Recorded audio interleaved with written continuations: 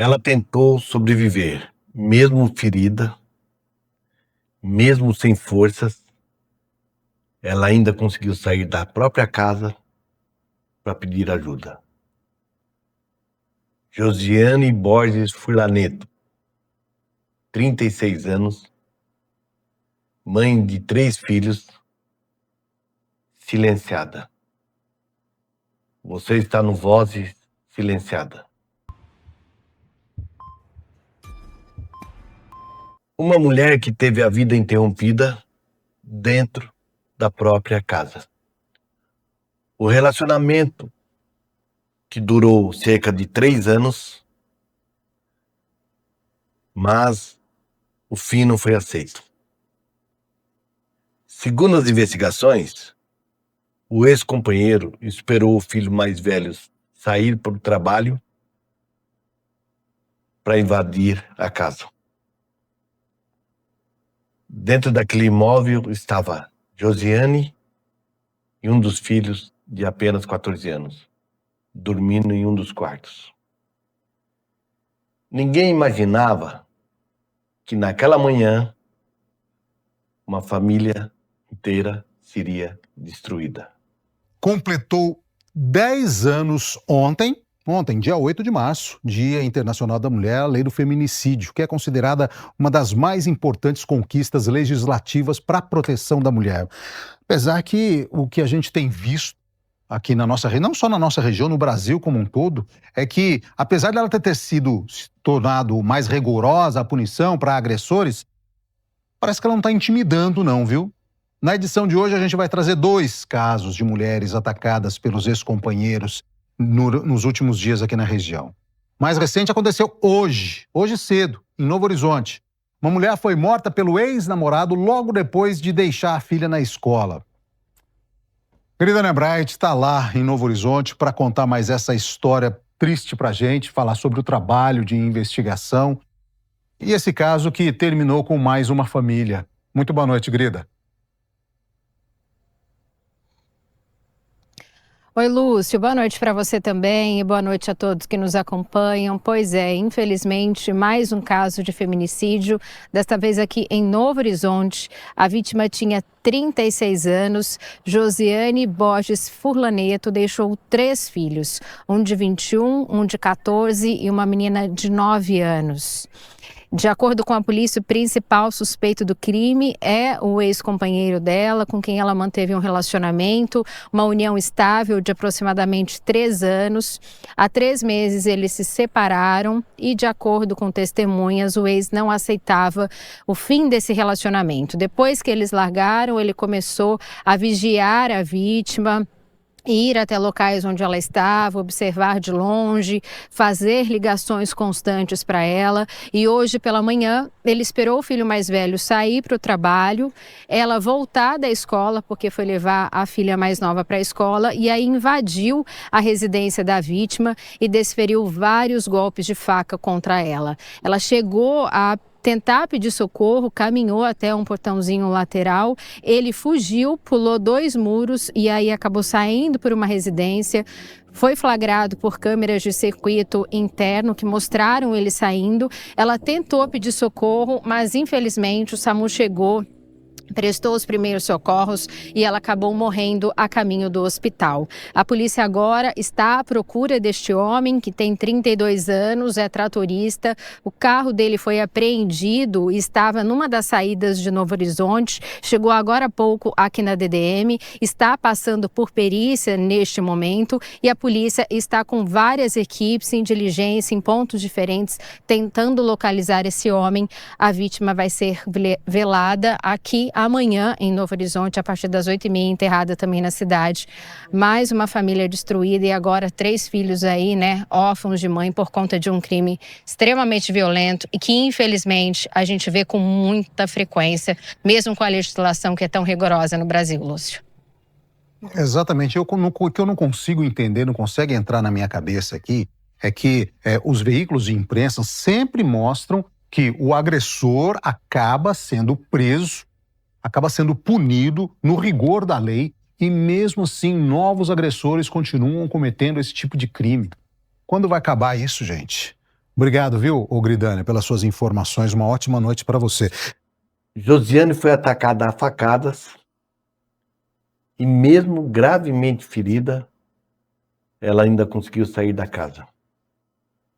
Conseguiu pedir ajuda aos vizinhos e foi socorrida pelo SAMU. E levava junto a esperança de sobreviver.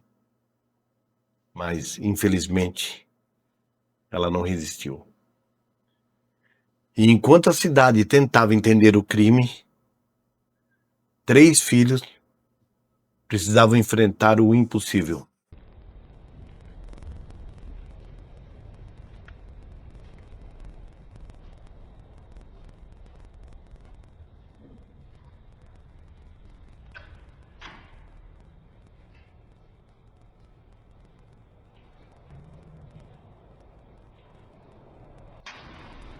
Depois do crime, ele fugiu. Câmeras de segurança registraram o momento em que ele deixava o local. A polícia iniciou as buscas e a revolta tomou conta da cidade. Hoje estamos aqui reunidos por um motivo que jamais deveria acontecer: a perda brutal de Josiane Borges Furlanito, mais uma vítima do feminicídio. Ela não é apenas um nome ou uma estatística. Ela era uma filha, uma irmã, uma mãe, uma amiga.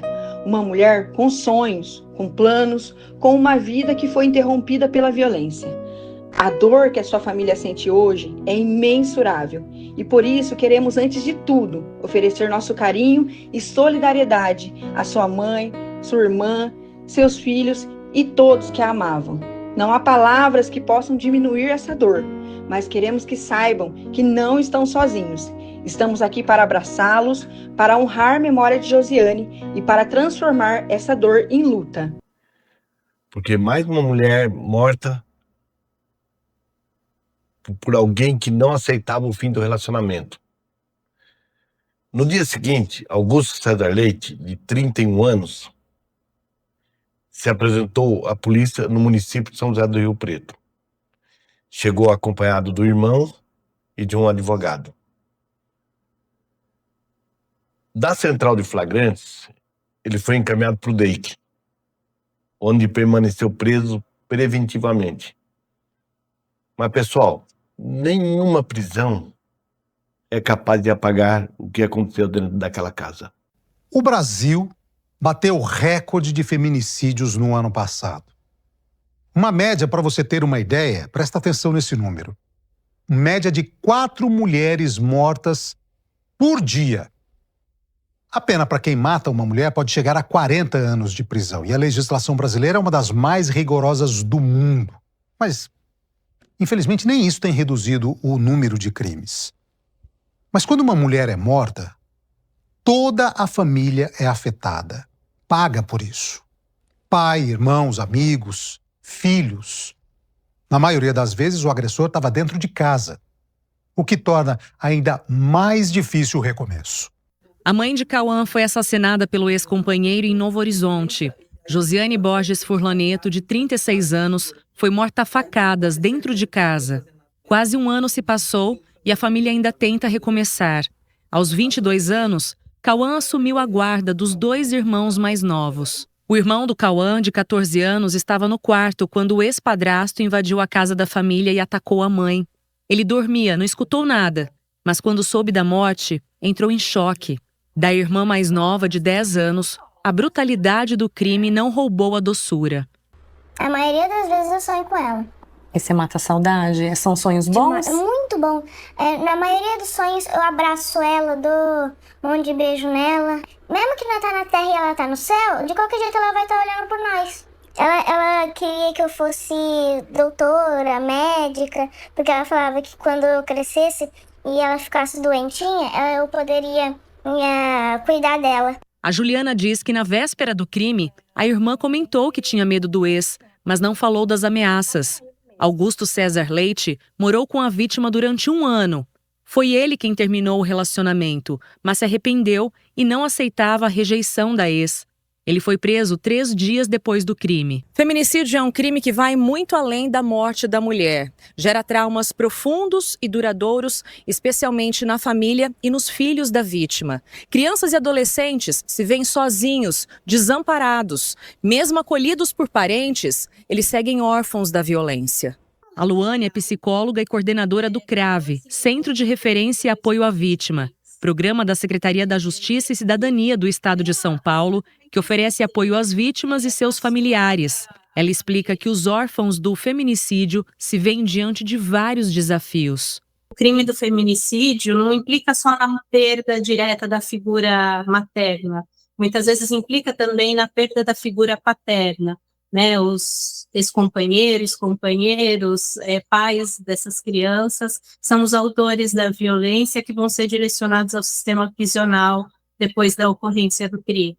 Então, essa criança acaba perdendo suas principais figuras parentais. Muitas vezes, essas crianças, adolescentes, eles passam a viver com a família estendida, avós, tios, e com isso, às vezes, mudam de escola, mudam de cidade, mudam seus vínculos comunitários, afetando ainda mais o sentimento de pertença, segurança, aumentando vigília. Os impactos são físicos, econômicos, sociais, emocionais, a médio e longo prazo. É um impacto direto nos padrões relacionais, no sentimento de segurança, confiança, que demanda atenção, cuidado, rede de apoio, principalmente.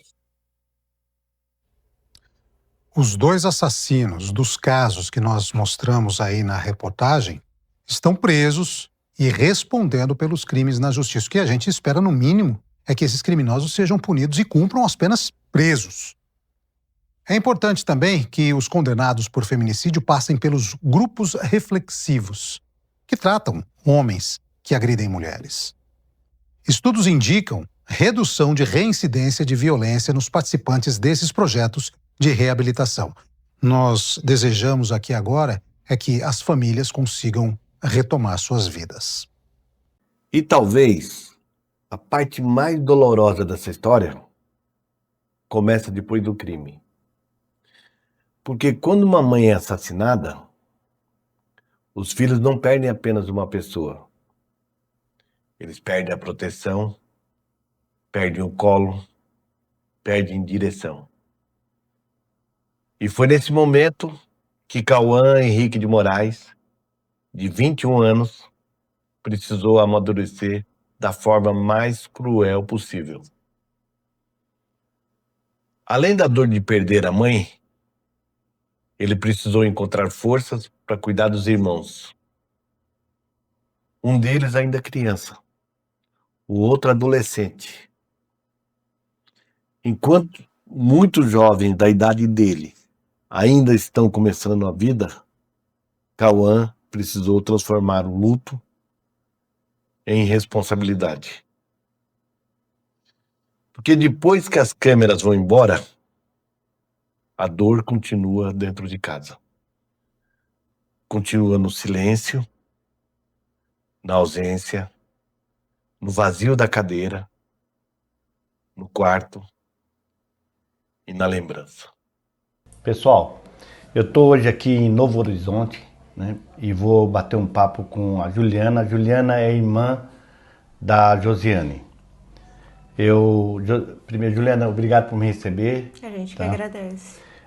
Juliana, quantos anos você tem em relação à sua irmã? Só para saber, você é mais velha ou mais nova? Eu sou mais velha. Você é mais velha Sim. que ela? Tá. Vocês são em quantos irmãos? Nós somos em 5. 5 irmãos? Uhum. Vocês são daqui de Novo Horizonte mesmo? Sim. Ah, legal. Como é que era a Juliana? Falar para nós como é que era a rotina dela, como é que era a vida dela social.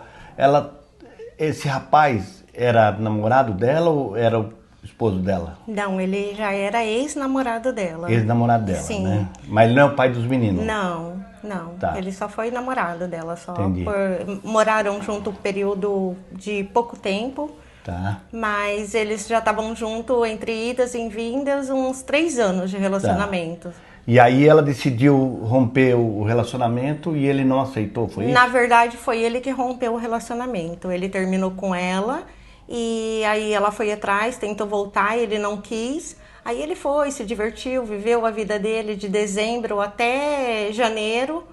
No finalzinho de janeiro ele veio e ameaçou ela, no dia do aniversário dela. Mas eu não então, que ele não... ia matar ela, cortou a mangueirinha do combustível do carro, tudo, tentou tacar fogo, mas não qual conseguiu. que era a motivação? Porque ele tentava voltar e ela não queria mais. Ah, ela já tinha tomado a decisão dela, Sim, ela já né? tinha tomado a Tá, decisão. deixa eu te fazer uma pergunta. A Josi, ela, como é que era a rotina dela? Ela gostava de sair, se divertir? Aonde ela costumava ir? O único lugar que ela saía sem os filhos dela era na academia. Ah, ela gostava de fazer sim, academia. Olha que só ia bacana, na legal, academia. Aí se ela ia almoçar num restaurante, era junto com os filhos. Quando você lembra dela jovem, quando era jovem, como é que era a sua relação com ela quando vocês eram... Porque você é um pouquinho mais velho que ela, você falou, Sim. né? Então, ela... Como é que era a relação sua com ela como irmãs? Vocês tinham uma relação bacana? Sim, sim. A gente tinha uma relação como se fosse mãe e filha. Ah, é? É. Legal. Bacana. Desde pequenininha. Porém, ela foi, até uma certa idade, ela foi criada pelo pai dela e eu Sim. pela minha mãe. Que os dois se entendi. separaram. Entendi. Aí eu ia lá, eu cuidava dela, brincava com ela o dia todo, que eu era mais velha do que ela. Eu brincava com ela o dia todo e vinha embora pra minha casa à noite dormir. Juliana, antes de acontecer isso, ela comentou alguma coisa com você sobre... Ela tinha algum sonho, alguma coisa para ser realizado? Ela falava de alguma vontade, tipo, sei lá, eu queria ir embora para uma cidade maior. Ela comentava alguma coisa com você nesse sentido? Ela queria ir embora, porém não era tanto sonho, era mais o medo, que ela estava sentindo muito medo dele. Estava sentindo medo dele. Sim, pelo fato dele ter ameaçado já, ele já estava vindo de ameaças. Entendi. Mas ela queria ir embora com os filhos dela por causa disso, aí ela falava. E você falou que ela, onde ia, levava os filhos, então ela é uma boa mãe, né? Sim, sempre foi uma boa mãe. sempre, Legal, sempre. bacana. E o ex-marido dela, eles se separaram, os pais das crianças? Eles se separaram. Se separaram? Sim. Mas eles entraram em crise ou separaram na boa? Não, eles tinham uma amizade como se fosse dois irmãos, depois de separado. Que é o natural, né? Sim. Às vezes acaba o amor, mas se mantém o respeito, se mantém... Sim. Agora, essa relação com esse rapaz aí, você acha que, pelo que você falou, eles voltavam, então já era uma relação perturbada, já era uma relação difícil, né? Ela fazia acompanhamento com um psicólogo, porque ele vinha, ele ficava, aí ela dizia que ele era narcisista. Ela dizia que ele era narcisista. Aí ele ia embora e ela sofria. Ela sofria muito, ela ficava com febre na cama. E ele é da cidade também? Nasceu aqui na cidade ou ele veio de é fora? nordestino. Ah, nordestino? Sim. Entendi. Tá. Bom, em relação a gente falou aqui da relação dela com os filhos e tudo, e do sonho, já que você consegue lembrar de alguma coisa que ela manifestou de desejo para você, tipo, eu queria tanto uma tal coisa, ter uma casa, ou sei lá, um carro, uma coisa assim? Sim, uma semana antes de acontecer o que aconteceu, a gente estava indo na academia, que a gente ia juntas, ela falou para mim que ela ia comprar uma casa, que ela estava vendo uma casa para comprar, que era uma casa geminada, que uma ela ia alugar, porque ela já tinha dela para ela morar, uma ela ia alugar e a outra ela ia me dar para mim morar pelo resto da minha vida. Ela falou, não vou te dar para você vender, mas para você morar eu vou te dar pelo resto da sua vida, você vai morar nela. Que bacana, hein? Ela estava pensando, Sim. além dela, estava pensando em você também. Uhum.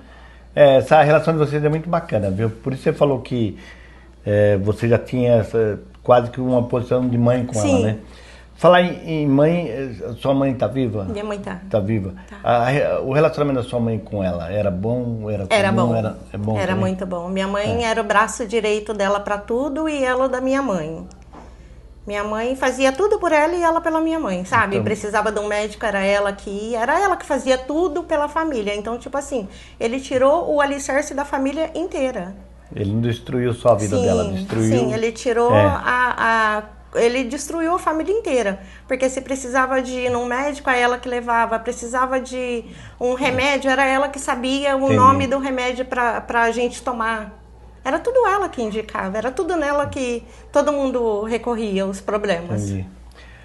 Juliana, se a gente tem certeza que ela está nos braços de Deus, mas se ela tivesse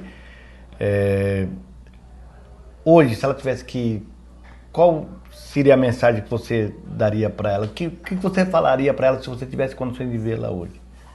Que eu sinto muita falta, que ela era tudo na minha vida. Entendi. Era minha mãe, irmã, amiga, minha companheira de vida. Tudo a gente fazia junto. Eu mudava da cidade, eu ia embora daqui, ela ia junto comigo, com os filhos dela. Eu voltava, ela voltava também. Quando eu morava numa cidade, ela na outra, eu vinha, ficava um mês aqui, não queria nem ir embora mais, mesmo eu estando casada. Olha que bacana, que legal, hein? Vocês tinham uma proximidade bacana de irmãs, né? Que legal. Bom, Juliana, ó, a gente, né? A gente sente muito mesmo. Eu quando começo a estudar o caso, eu fico muito próximo da vítima, porque a gente começa a analisar um monte de coisa, né? E eu chego até a ter a vítima como minha amiga, porque é muita coisa que a gente vê, né? Então eu agradeço de coração de você ter me recebido aqui hoje, tá? Obrigada, gente. Falado sobre a Josi, porque é importante que o pessoal conheça um pouco mais da Josi, um pouco mais do que 1 minuto de programa, foi lá e matou, né? Saber que ela era uma mulher, uma mãe, né? Uma filha, uma irmã, entendeu? E que infelizmente foi silenciada, né? Muito obrigado, viu, Juliana? Obrigada, Deus abençoe. Amém. Josiane não foi apenas uma vítima. Ela era mãe, era filha, era alguém que tinha planos e que tinha pessoas que dependiam dela. E talvez, gente, o mais assustador é perceber que histórias assim continuam acontecendo, sempre pelo mesmo motivo: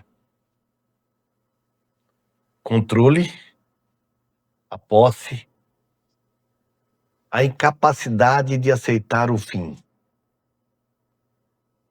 E enquanto muita gente ainda confunde ciúme com amor, famílias continuam sendo destruídas. Cauã, muito prazer, meu nome é Nácio, obrigado por me receber, viu? Pode entrar, dá licença, à vontade. Dá licença. Gente, eu estou na casa do Cauã, que é o filho mais velho da Josiane, né? E o Cauã, nós vamos conversar e vamos contar a história dele. Ele ficou com a guarda dos 2 irmãos dele, tá? Você me permite mostrar a casa para eles? Pode entrar, pode ficar à vontade. Ó, é uma casa extremamente simples. É uma casa muito simples. Vem aqui, Loura. Ai. Cauã, primeiro, né, a gente tá fazendo esse episódio que conta a história da sua mãe. Eu sei que isso é muito ruim, porque traz tudo as lembranças de novo, mas é muito importante para nós e para a sociedade refletir sobre o que está acontecendo hoje, né? E o seu caso é um caso atípico, porque a gente teve o caso da sua mãe, que foi assassinada, e você ficou com a guarda das crianças. Eu queria entender como é que funcionou isso. Como é que você tomou essa decisão? Porque você é um garoto. Quantos anos você tem hoje? Tenho 23. Na época eu tinha 22. 22. Então, um rapaz de 22 anos, hoje, tá pensando em bailinho, tá pensando em barzinho, né? Sim. Como é que você tomou essa decisão de cuidar dos seus irmãos? Porque essa foi a escolha dela. Foi o último pedido de vida dela. Você conversou com ela, então, antes dela... Não. Antes, quando ela estava em vida, né? A gente sempre teve uma boa convivência, né? Era como melhor amigo, né? Você ia treinar junto. Aí nós ia correr na marginal, as coisas. Aí, numa dessas corridas, ela falava direto pra mim, ó, cuida das crianças que vai acontecer alguma coisa comigo, eu tô sentindo. Aí, eu falava pra ela, para de ser bobo, eu vou cuidar do seu, eu vou te proteger, não vai acontecer nada, não. Pra acontecer alguma coisa que você Ela vai ter que começou a acontecer falar comigo. isso porque ela vivia ameaçada pelo Mas aí, ex-namorado dela. até então eu não sabia, porque ela não contava com medo da minha reação. Então você não sabia nada que estava se passando? Não. Eu só sabia, tipo assim, que ela tinha um pouco de medo só de acontecer alguma coisa com ela, mas não em si o que estava acontecendo, entendeu? Vocês estavam caminhando, porque você falou marginal, Sim. mas marginal significa uma avenida aqui. Avenida, onde porque a gente tem a marginal em São Paulo, né? Que é a Avenida Marginal, né? Uma avenida aqui da cidade, que eles estavam correndo, e ela comentou com ele, do nada, assim, ela falou, se acontecer alguma coisa comigo, você cuida dos seus irmãos. Você cuida dos seus irmãos, que é só vocês três por vocês. Você cuida deles, que você é a única pessoa que eu confio. Aí também no dia que ela morreu, que ela foi assassinada, eu tinha uma luta marcada. Aí eu tinha saído 5h30 da manhã pra ir fazer musculação, pra dar tempo de trabalhar às 7 horas. Aí eu saí da musculação. Você trabalha com o quê? De pedreiro. Trabalho de pedreiro? Isso. Tá. Financeiramente, você consegue cuidar na boa Você tem 2 irmãos. Você cuida de mais 2 irmãos, de uma menina... Lorena tem quantos anos? 11. Uma menina de 11 anos e parece que um menino de 14, né? Que é um adolescente e uma pré-adolescente. A gente já tem o aspecto psicológico aí para cuidar dos 2 e também tem o aspecto financeiro. Você, como pedreiro, você está conseguindo... Não é fácil, né? A gente vai tentando levar, né? Isso. Eu imagino que não seja fácil. Agora, Cauã, quando houve a perda da sua mãe, você imediatamente lembrou do que ela disse? Lembrei. Mas ela também, na hora que ela estava morrendo, ela pediu também. Aí ela pegou ajoelhada, o vizinho socorrendo ela. Ela falou, fala pro Cauã cuidar das crianças e cuidar das minhas coisas. E pede pra ele não fazer nada. Você vê a importância que ela dava aos filhos, né? Então era uma excelente mãe, porque todo momento a preocupação dela é com os filhos. Em nenhum momento ela sentiu, mesmo perfurada, não sentiu dor, nada, nem pediu que tava doendo, nada, só pra mim cuidar das crianças e pra mim não fazer nada. Paz, eu vou te falar que você é porque, eu conheço muito a juventude, e a juventude de hoje, infelizmente, está longe de Deus e longe das responsabilidades. E você é um cara que a gente precisa valorizar, porque mesmo sua mãe falando tudo, você assumiu isso. Você hoje tem uma responsabilidade. Você ganhou 2 filhos praticamente sem estar preparado para isso, né? E trabalha ainda como pedreiro. Então, isso mostra que a força de vontade, gente, a força de vontade e o amor é maior do que qualquer outra coisa, né? Maior do que as dificuldades que as pessoas encontram. Todo mundo reclamando da vida, ninguém sabe como é que é a vida, né? E hoje a Lorena está estudando? Está estudando. Está estudando? Ela está fazendo que série? 3º, 5º. Quinto, olha só, 5º. E o menino está estudando também? Tá, ele estuda à noite e trabalha de dia. Está trabalhando com 14 anos? Isso, trabalha comigo. Isso aí é importante, hein? Ele trabalha com você lá? Trabalha. Legal, para não deixar ele na rua. Na rua. Muito bom mesmo, Cauã. Você está de parabéns, viu? Porque você assumiu uma responsabilidade que não era sua, né? E eu vou te falar que você é melhor do que... o seu posicionamento já é melhor do que muitos pais aí que a gente conhece, né? Que hoje a gente tem visto aí a situação tá bem complicada, né? Ninguém valoriza mais a vida, né? Você valoriza a família, isso é muito bacana, viu? Cuida dessa menina linda, cuida do menino, leva ele para trabalhar com você, para ele não ficar na rua. Muito bem, tá de parabéns, viu? A gente... e nós fomos bem acolhidos aqui por você. Rapaz, o que a gente pode fazer, eu acho que a gente vai fazer, é orar por você também, para que você possa continuar nessa luta aí. E agradecer por você ter recebido a gente aqui, né? Eu queria que você, antes da gente encerrar, se você... a mesma coisa que eu perguntei para a Juliana, se a Josi estivesse aqui agora, entendeu? O que você falaria para ela? Eu ia pedir um abraço. Foi uma coisa assim que eu sempre fui uma pessoa muito reservada, muito seca. Eu acabei não fazendo muito com ela em vida.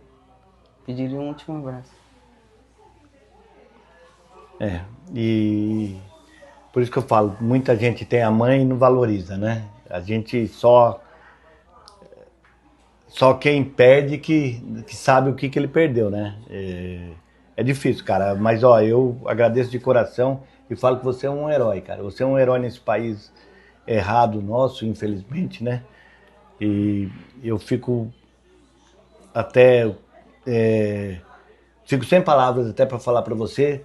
De qualquer forma, eu agradeço. A gente foi bem recebido aqui por ele. A casa, você vê, é uma casa simples.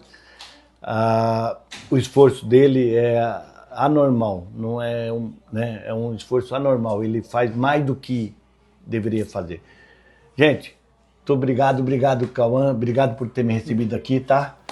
O feminicídio, pessoal, não termina no momento do crime.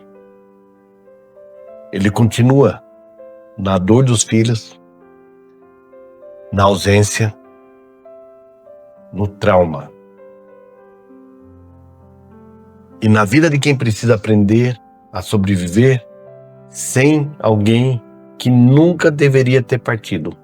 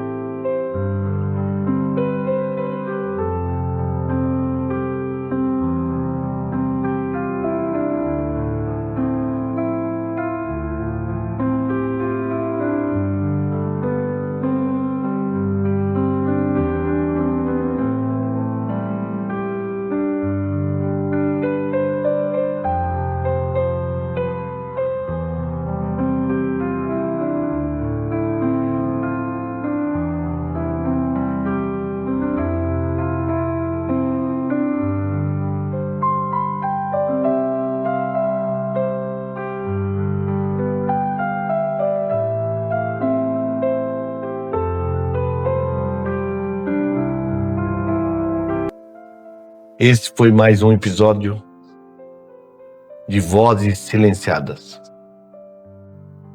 Até mais.